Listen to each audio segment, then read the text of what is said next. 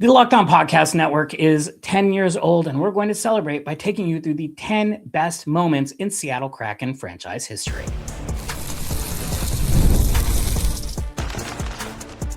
You are Locked On Kraken, your daily podcast on the Seattle Kraken, part of the Locked On Podcast Network, your team every day.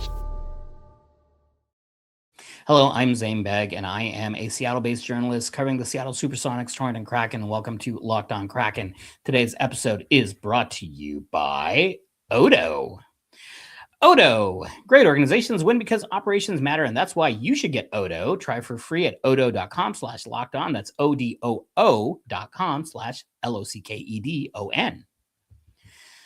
Today, we're going to go through the top 10 moments in Seattle Kraken franchise history. I know the other shows on the network are going to do the last 10 years. So, let's do the last 10 years of Kraken history.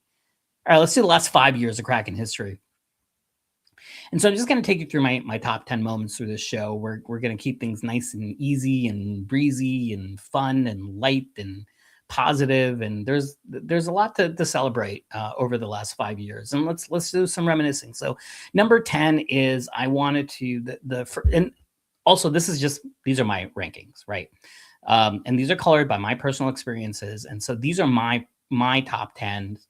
And if you have a different list, I'm sure that there's going to be disagreement, or if you have your own personal experiences that made certain moments extra special for you, I would love to hear about it. If you're watching on YouTube, leave something in the comments. I genuinely really want to share in our collective joy, because we want community. Sports is about community, and being a Kraken fan is being part of a collective of Kraken fans. And I love that about being a sports fan, and being a sports fan in Seattle, because it makes me feel connected to the people in Seattle, and sports is my way of finding that connection. So number 10 is when the Kraken revealed the name, because there was all this debate and which should they be called, and should they be the Emeralds or the Totems or the Sockeyes or the Kraken. And then later on in the process, it got narrowed down to just Sockeyes and Kraken, and it seemed pretty split. I think some people really wanted Sockeyes because it was salmon, it's local, and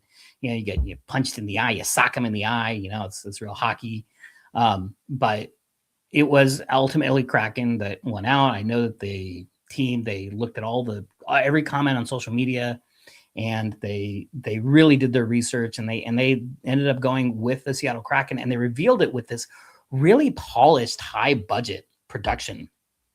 Jerry Bruckheimer, part owner of the Seattle Kraken, is also one of the greatest producers in TV and movie history. He produced the Top Gun series, Beverly Hills Cop, Pirates of the Caribbean, CSI, Without a Trace, The Amazing Race, The Rock, starring Sean Connery and Nicolas Cage and Ed Harris, soundtrack by Hans Zimmer, who then Hans Zimmer has now done soundtrack stuff for Kraken things because of his relationship with Jerry Bruckheimer.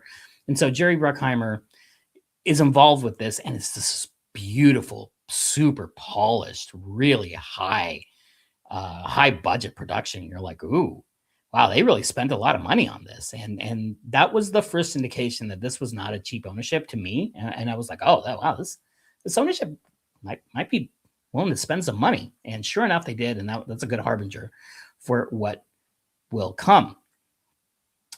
Number 9 is the first game at Climate Pledge Arena. It was just such an atmosphere. I loved watching all of the hockey fans and the mix of new fans, and then people like me who had been fans for a very, very long time, and were fans of another team. And that was against the Vancouver Canucks, was that game. And I just remember Vince Dunn scored the first goal in Climate Pledge history, and it was the place went absolutely crazy. They ended up not winning. The Kraken it seemed like they never won in that first year. But that day didn't matter. It just didn't matter. And everybody was just so excited. I ended up with some seats behind the Seattle Shoot Twice side. And, when Vince Dunn scored that goal, it was just like, it was a party, and it was like, oh, we're here. We're here. We finally, after all of these decades, finally Seattle has an NHL team, and it was incredible.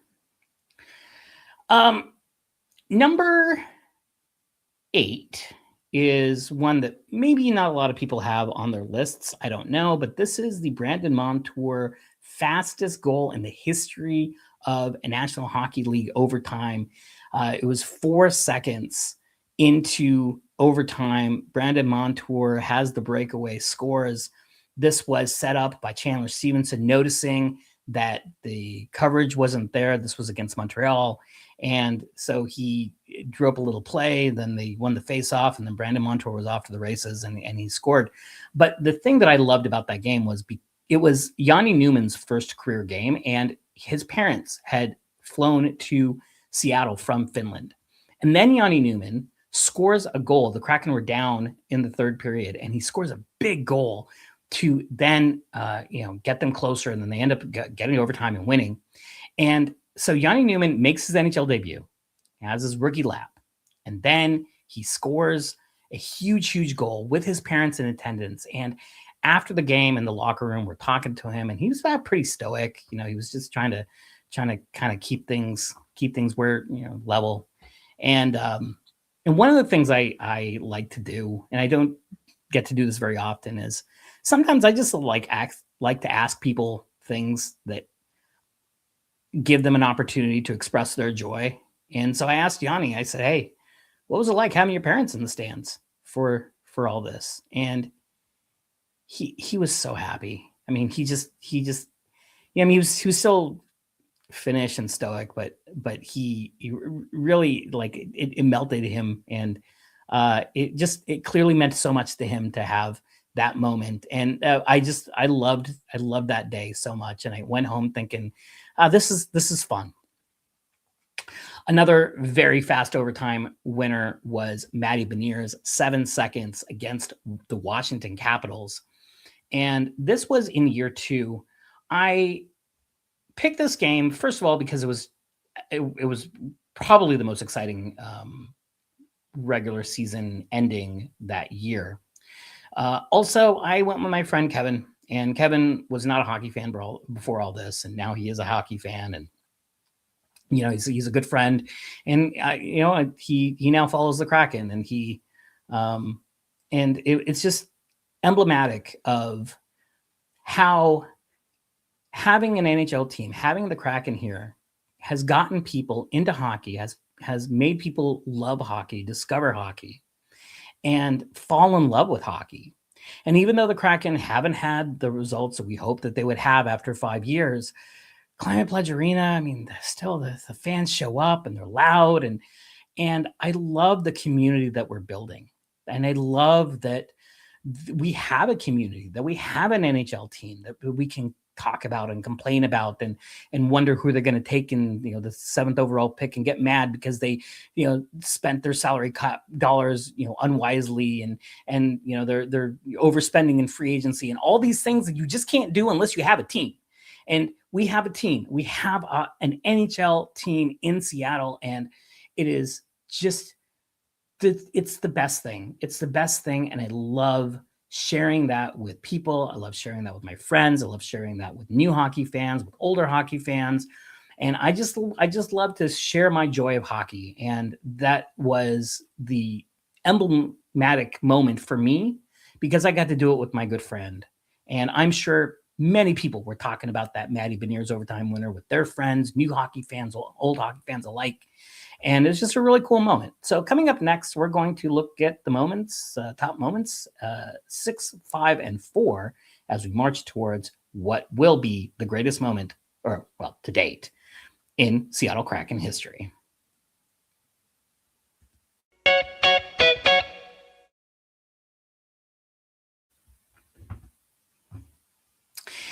If you've got a sweet tooth like I do, you know how tough it is to find that perfect treat without all the sugar, and that's why the fruity 5-hour energy shot brings that nostalgic flavor back in a whole new way. Fruity Rainbow 5-hour energy shots treat your taste buds to an explosion of fruity flavor with a tasty caffeine kick. It's a quick, easy way to satisfy that sweet craving while keeping things simple and on the go. I like it because it is a zero sugar treat that is sweet tooth approved. I like how convenient it is because it's a small portable shot that I can grab whenever I need a little pick-me-up, and it's become my go-to when I want something sweet without going overboard. You can get candy flavored chaos for yourself with fruity 5-Hour Rainbow Energy shots, available online at 5hourenergy.com or on Amazon. Workplace chaos can show up fast. The problem is that finding the right candidate can take a lot more time than most businesses can afford, and that's where Indeed Sponsored Jobs comes in. Indeed Sponsored Jobs helps you reach candidates who actually fit what you're looking for based on skills, experience, and location. Finding the right person can make all the difference, whether it's building a business or building a winning team. Some of the best moves organizations make aren't always the splashiest ones. Sometimes it's finding the person who fits exactly what the team needs at the right moment. And that's what stood out to me here. And it's the same idea behind Indeed Sponsored Jobs, helping connect organizations with candidates who are the right fit from the start. The Kraken are hoping to find their player or coach or executive or somebody that's going to be a right fit for their organization. And it may not be the biggest name, but maybe it is Patrick Alvin. Maybe it is Jason Botterill. It'd be really, really nice to see the Kraken have a nice cohesive organizational structure after what was fractured with Ron Francis and Jason Botterill, and there was a power struggle appears. Now you can just avoid all that with Indeed Sponsored Jobs. You just hire the right person, and now you get the person you've identified the exact thing you're looking for, and now you can spend more time evaluating candidates and less time searching for candidates, and then everybody benefits. And that's exactly what Indeed Sponsored Jobs is designed to help businesses do. So you spend less time searching and more time actually interviewing candidates who check all your boxes with less stress, less time, more results. And when you need the right person to cut through the chaos, this is a job for Indeed Sponsored Jobs. Listeners of the show will get a $75 sponsored job credit to help get your job the premium status it deserves at Indeed.com/podcast. Just go to Indeed.com/podcast right now and support our show by saying you heard about Indeed on this podcast. Indeed.com/podcast. Terms and conditions apply. Need to hire? This is a job for Indeed Sponsored Jobs.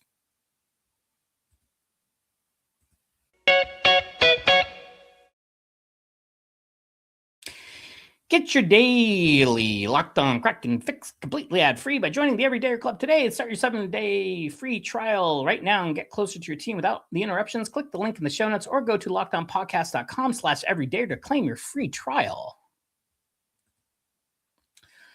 All right.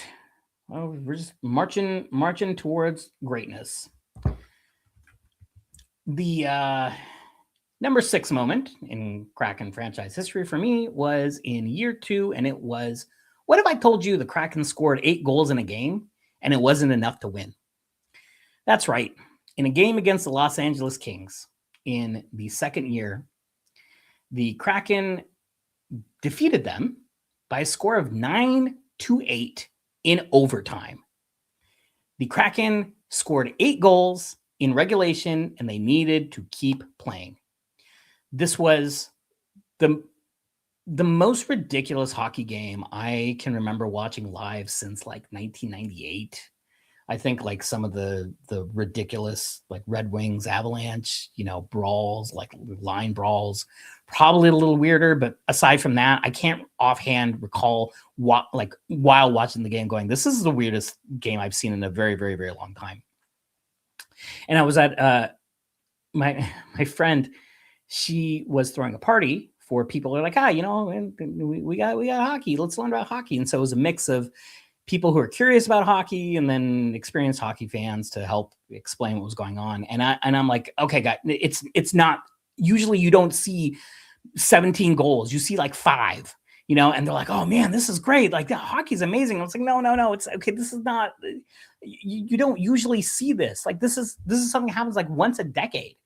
But really, really cool, really, really cool game. And the Kraken won. And, it was a nonsense year. I think the Kraken also, they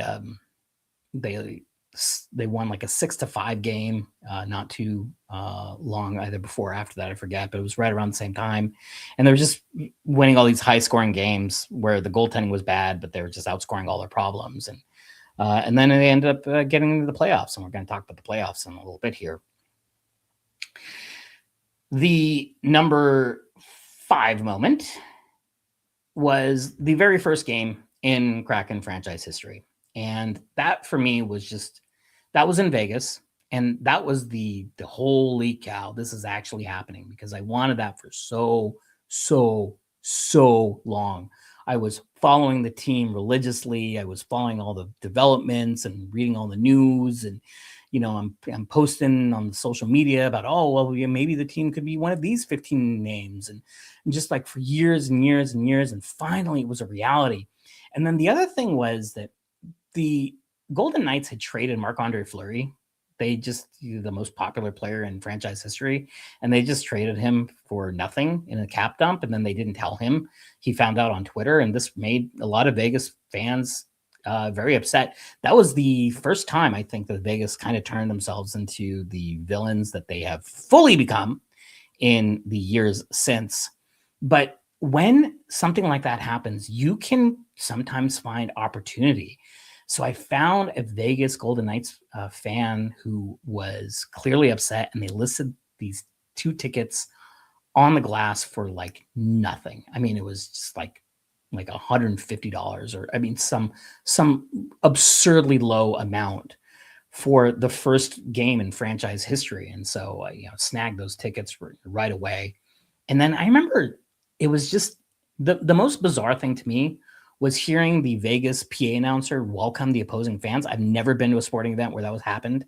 And I understand that's Vegas, and Vegas is built on hospitality, and the fans were super cool, and they're really nice, and it was really wholesome, and it's not something you really associate with Vegas anymore. But I was like, oh man, Vegas fans are great, and this organization is great. And that didn't last. But that was a really a really cool moment to just be there. And we got a team. We got an NHL team. And then, the Kraken, they fell down early, and then they came back, and then the game was won by Vegas on a what probably maybe should have been a disallowed goal, on a kicked goal by Chandler Stevenson, who has never tormented the Kraken since. So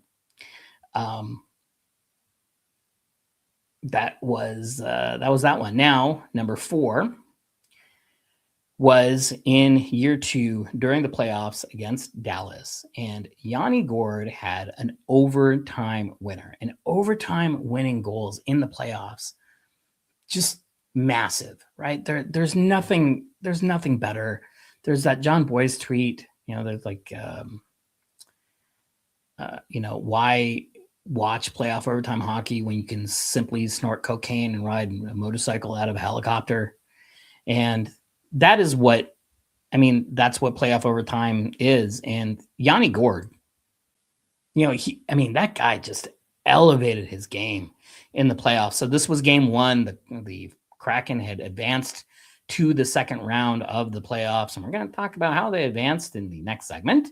And then it's like Joe Pavelski had 4 goals, but the Kraken, they just kept firing, and they kept, and then it was 4-4 in overtime, and then Yanni Gourde scored this overtime winner, which ESPN did not actually catch. The camera was like pointing in a different direction, which is just like nonsense. And it's like, man, ESPN, what are you doing, man?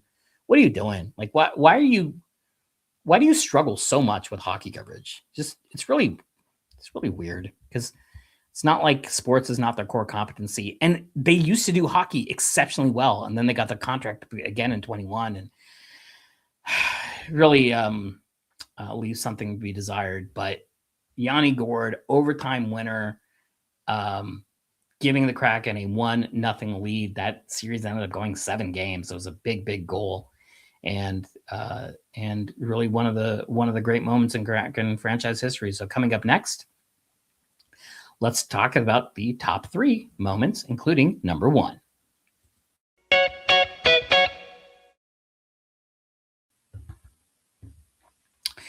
Running a business shouldn't feel like you're trying to connect a bunch of systems that were never designed to work together. One app for accounting, another for inventory, another for sales, and somehow none of them ever talk to each other. And that's where Odoo comes in. Odoo is an all-in-one business management software that brings every part of your business together in one powerful platform. From sales, and accounting to inventory and marketing, everything works in one place, helping your team move faster, stay organized, and focus on growing the business instead of managing software. The best organizations know that success isn't about talent. It's about having everyone working towards the same goal. And that's true in sports, just like it is in business. I want to, if you look at the moves that the organization has made, when it is done holistically, it's done. Everybody seems to know their role, and the Kraken. Okay, maybe they're not so much on the same page right now, but that's why they should get Odoo. I mean, that's the thing, right? Now you got Ron Francis in one end, you got Jason Botto on the other, and like, oh, they're hiring Patrick Alvine, and is that a good idea?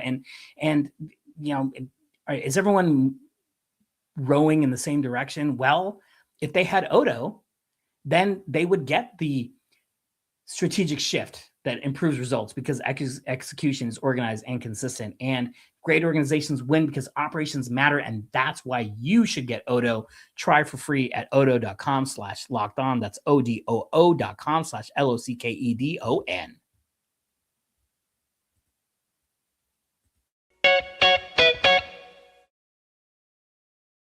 Hey friends, thank you for listening to the show and making this part of your daily destination. I do really, really appreciate it. It means a lot to me. You know what also means a lot to me is the Seattle Kraken and the number 3 moment in Seattle Kraken franchise history, which is Game 7 against the Colorado Avalanche in the 2023 NHL playoffs.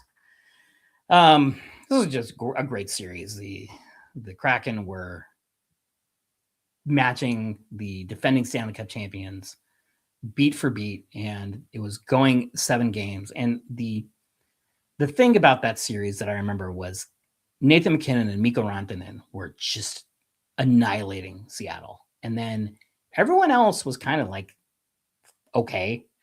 The Avalanche had no forward depth. They didn't have Gabriel Landeskog at the time because he was still recovering from his 3-year recovery from a horrific knee injury.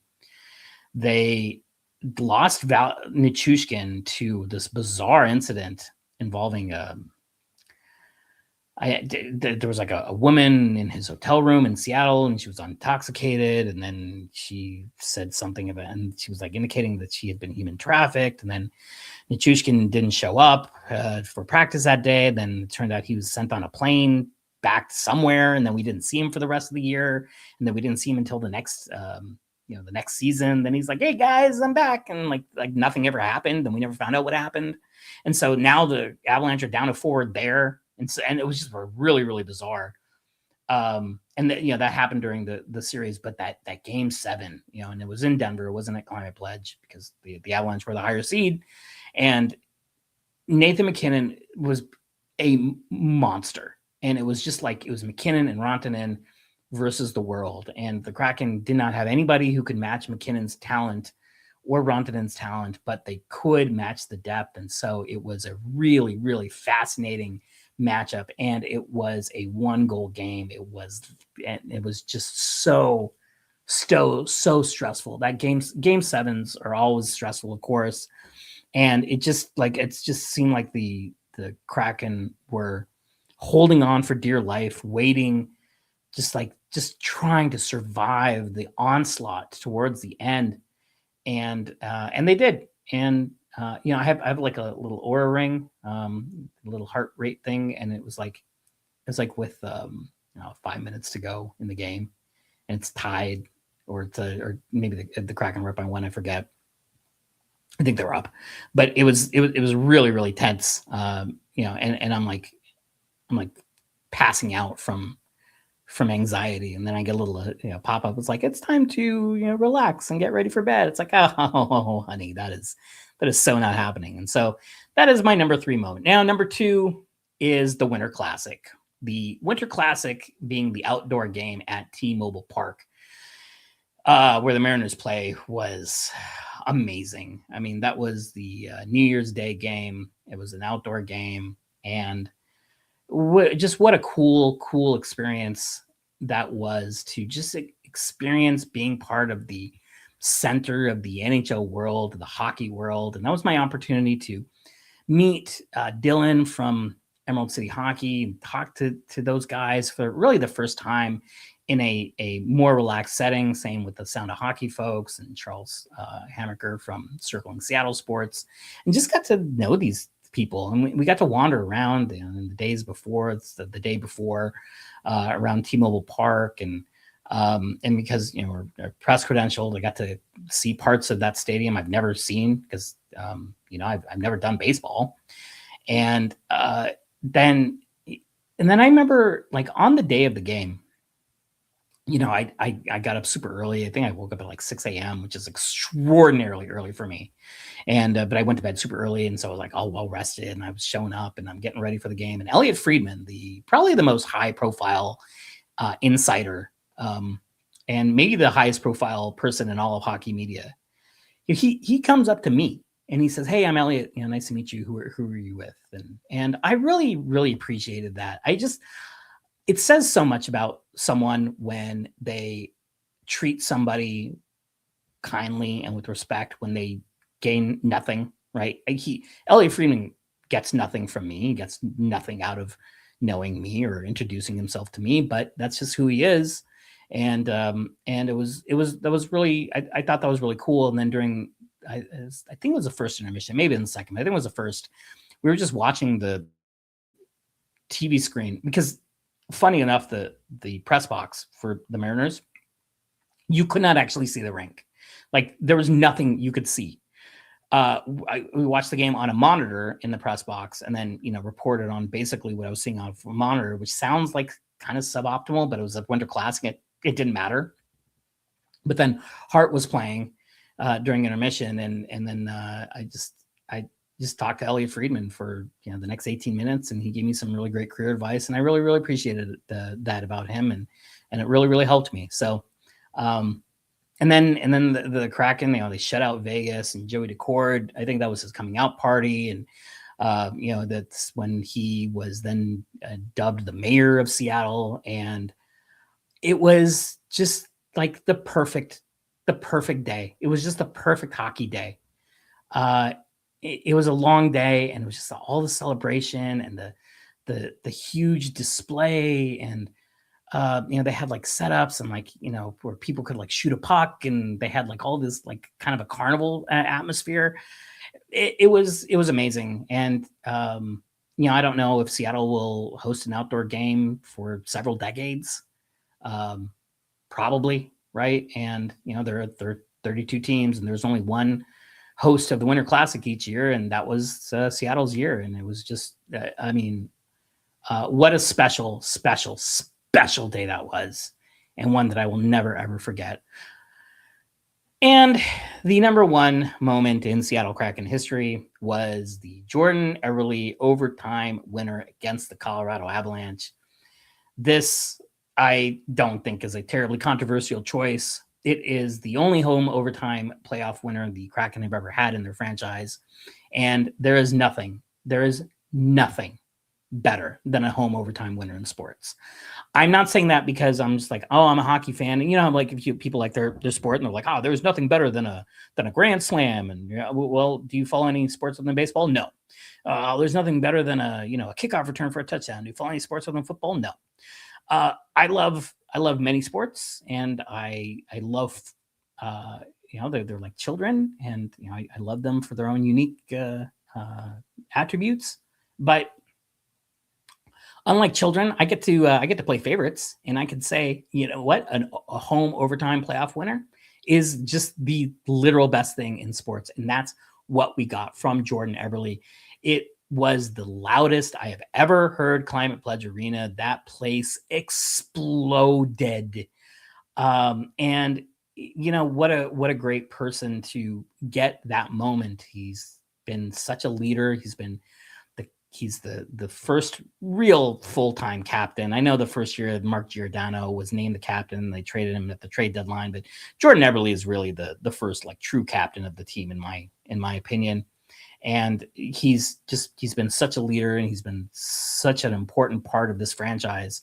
And for him to get that game-winning goal was it felt pretty appropriate. And then, you know, my personal touch there is when we're getting on the elevator and going down, and I was on the elevator with John Forsland, and I'm pretty sure Eddie Olczyk was there too. But John was definitely there, and I just, you know, we're just sitting there, taking the elevator down. Nobody's saying anything, and I just say, "Hey, who won the game?" I couldn't tell from the crowd noise, and it's the only time I ever gotten John Forsland to laugh, and he laughed, and he did the oh. You know, it's like, I don't know if there was a roof after that, and it was definitely Edzo was there because Edzo said something about that. It's like, I don't think there was a roof. And it was just, that was cool. It was really, really neat. And so I understand why this ownership is so desperate to get back to the playoffs, because there is nothing like being in the playoffs, and there's nothing like that energy and that excitement and that electricity. But unfortunately, you know, the Kraken have only gotten there once in their 5-year existence, and I know they want to get back, and I want to get back, and I'm sure Kraken fans want to get back, and someday we will. Someday we will, and we'll be celebrating more overtime winners and more playoff series wins and more moments that are minted in the postseason that become the hallmarks and the things that people remember forever about the franchise. And so, you know, for a 5-year team that has only been in the playoffs once, we've had a lot of great moments, and I love having this team here. I would not choose any other team over it. I love this team. I do. And, you know, for all its flaws, it is our team. It is Seattle's team. It is the team that belongs to this city. And for better or worse, that is who our hockey team is. And, you know, I'm good with it. I'm good with being ride or die for a team. Look at what the Knicks fans had gone through, and then the reward they got when they finally won a title. Now I'm hoping we don't have to wait 50 some years for the Kraken to win a title, but sports is community.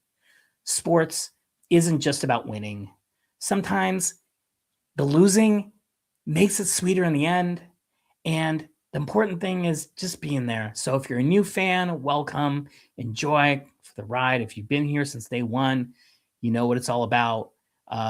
And someday the Kraken will be successful again. And when they are, then we'll be right there with them cheering along. So I think that does it for this episode. Thank you for tuning in to Locked On Kraken. We will be back tomorrow. Make sure you subscribe and follow Locked On Kraken so you get all the latest episodes. You can find us at Davy Jones LR at all social media platforms, or at DavyJonesLockerRoom.com, where we do print coverage of the Seattle Torrent and the Kraken. If you never miss an episode, the Everyday Club is built for you. Get Locked On Kraken ad-free, plus members-only Discord access and more. Head to LockedOnPodcast.com/Everyday to join the club.